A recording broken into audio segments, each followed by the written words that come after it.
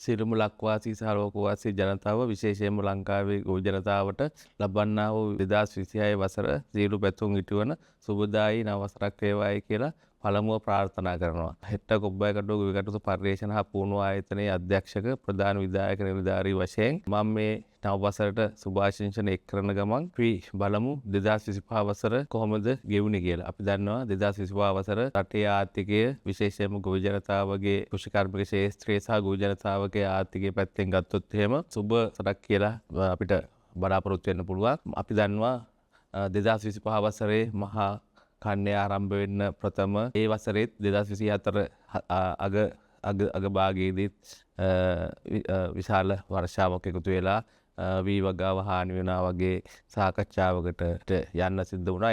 කෙසේ නමුත් අපි බලාපොරොත්තු වුණා වගේ විශාල හානියක් නොවි 2024-25 මහා කන්නේ අවසන් වුණේ සැලකිය යුතු අස්වැන්නක් අරගෙන. ඒ වගේම රජයේ මැදිහත් වීම නිසා ගොවීන්ට ඒ වසරේදී හොඳ වී වලට මිලක් ලැබිලා රජයේ මැදිහත් වීමත් සහ පෞද්ගලික අංශයේ මැදිහත් වීමත් මත වී අලෙවි කර ගැනීමේ ගැටලුවක් ඇති වුණේ නැහැ.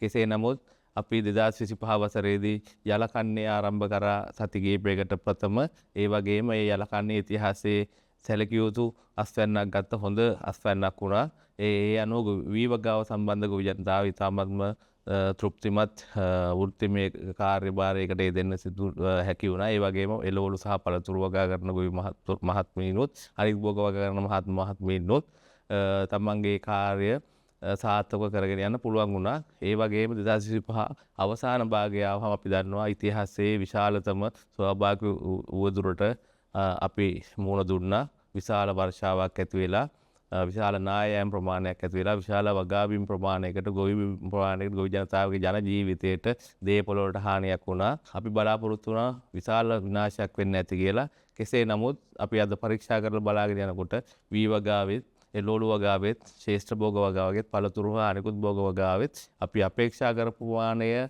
තරම් විශාල හානියක් වෙලා නැහැ.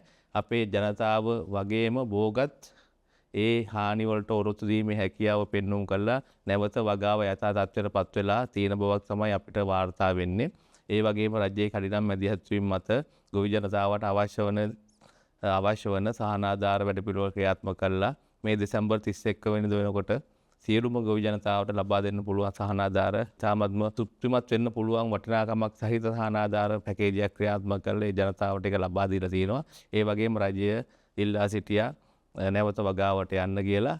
හෙක්ටර් කොබ්බෑකටුවේ ගොවිකටයුතු පර්යේෂණ හා පුහුණු ආයතනයේ අධ්‍යක්ෂක ප්‍රධාන විධායක නිලධාරී වශයෙන් මම ඉල්ලා සිටින්නේ 2026 වසර සාර්ථක වෙන්න නම් අපි නැවත වගා බිමට බැහැලා රටේ ජනතාවගේ රජයේ බලාපොරොත්තු ඉෂ්ට වෙන විදිහේ වගාවක් අපි නියැලෙන්න ඕන. විශාල අස්වැන්නක් ගන්න මැදිහත් වෙන්න ඕන. ඒ අරගෙන අපේ බලාපොරොත්තු ඉටුවන නව වසරක් වෙන්න ප්‍රාර්ථනා කරනවා.